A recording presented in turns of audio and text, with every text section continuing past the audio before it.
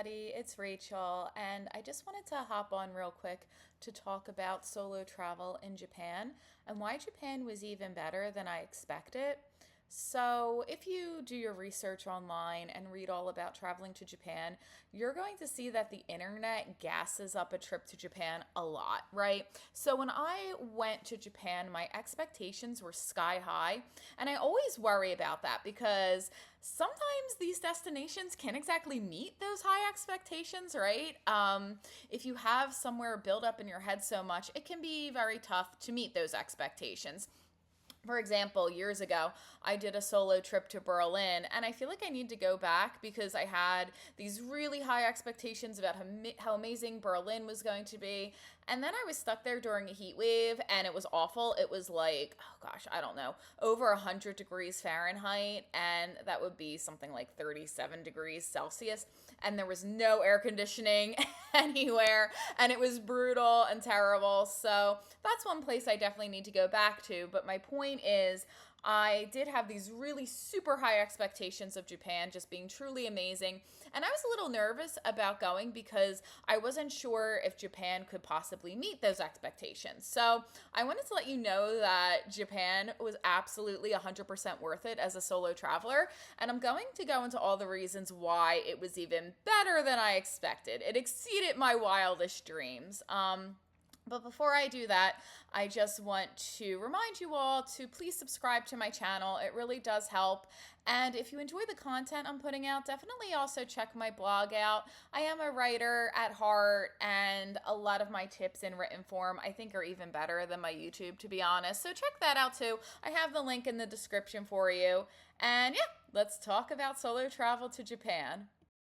One of my favorite things about solo travel in Japan was that it was really easy to get to smaller cities and towns in nature. For example, I absolutely adored Kamakura. It was a quick hour train ride down to the beach and it was spectacular. I also really loved Nikko with the waterfalls and the temples and the hikes. So, as a solo traveler in Japan, getting out into nature is just really peaceful and spectacular and easy to do. You don't have to worry about getting a million trains and buses. Everything is easy to reach by public transportation, and I truly loved it. I wish I had more time to spend overnight in the smaller cities, actually.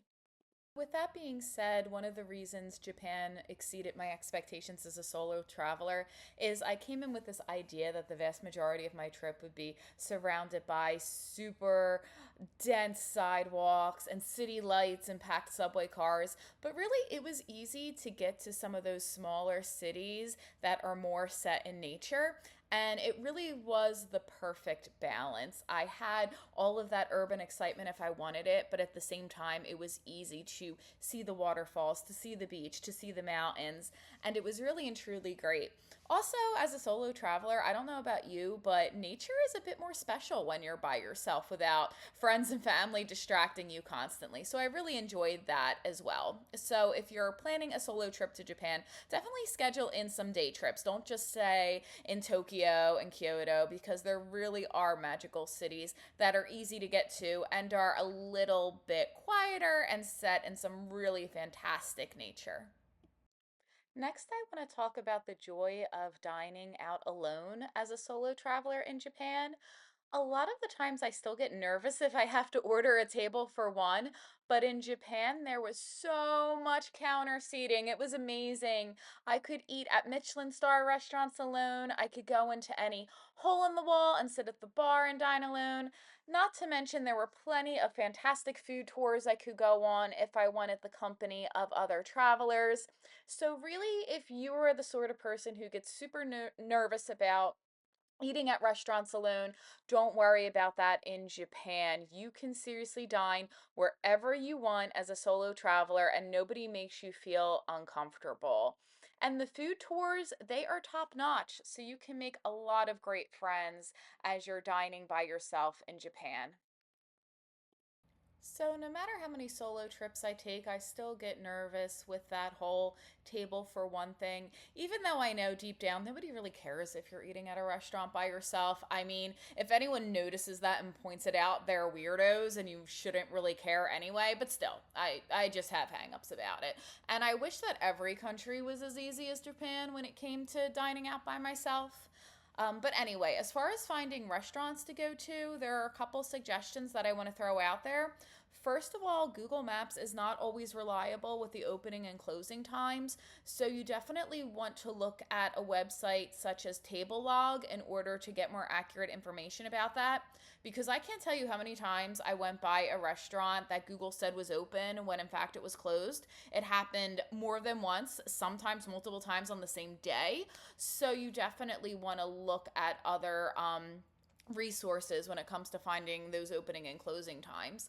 Another thing that I did, and I use Google Maps for this, was I would check out the reviews ahead of time just to see if there were any reviews from other foreigners or from other tourists.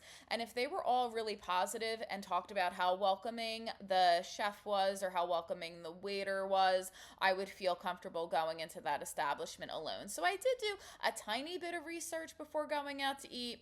But overall, dining out by yourself in Japan is really easy, so much easier than I expected. And I really wish all countries were as easy. Honestly, I've had more difficulty dining by myself in Italy than I did in Japan. So, just some food for thought there.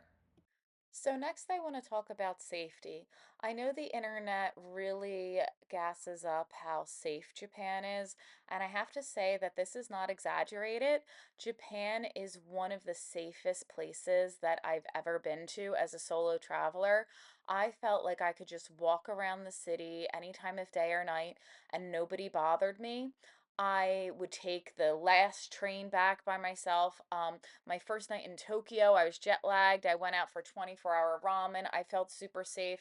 And I cannot say just how amazing it feels. I think I read somewhere that Japan's violent crime rate is 300 times lower than that of the US, where I live, and I could really just feel it in the air. So please don't worry about safety on your trip to Japan. Another way that Japan exceeded my expectations was that every day felt like a big adventure. There was always a really cool temple for me to go and visit, an incredibly unique museum to check out, a delicious food tour that I had booked. So, Japan definitely packs a punch.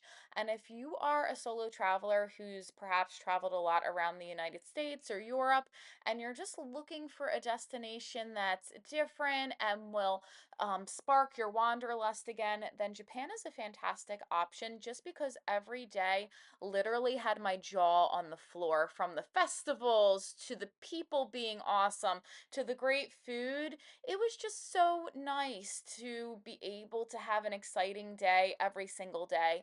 And I truly wish that I had more time than the 2.5 weeks that I spent there.